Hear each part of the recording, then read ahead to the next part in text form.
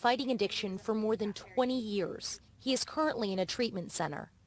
The guilt is the worst, I think, because then you think, what did I do wrong, or should I have done this better or that better, or because everybody wants to tell you do tough love, and until they have a child who has an issue with addiction, they don't know what that means. Louisville, Kentucky is the latest city to experience a spike in heroin overdoses.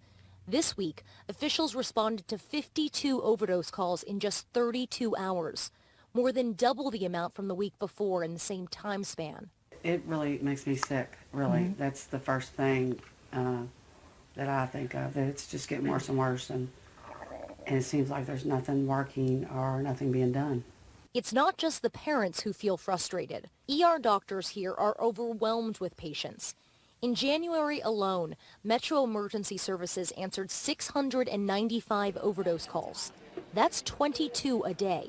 Many of those patients are transported to Norton Audubon Hospital. We see it every day, and in times past it would be unusual to have very many heroin overdoses. Now it's unusual if we don't have them.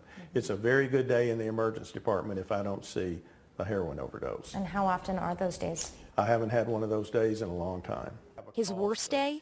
This past fall when he treated 9 overdoses in one shift. It's just an incredible burden on the healthcare system. According to Dr. Couch, doctors are administering higher doses of a drug called Naloxone, a medicine that is used to treat opioid overdoses.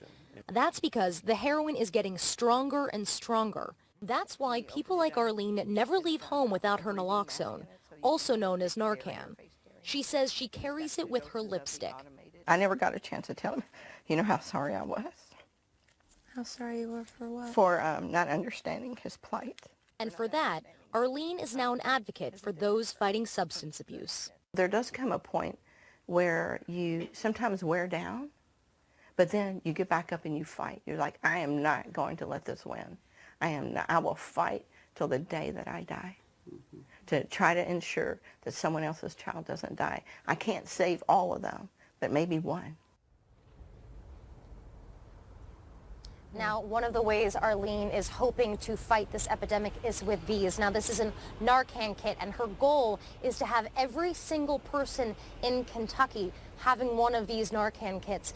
She has co-founded a foundation called the Kentucky Harm Reduction Coalition, and they have already distributed what she says is around 3,000 of these kits, Anna. Rachel Crane, my heart hurts for that mom. Thank you for sharing their story and shedding light on this important issue.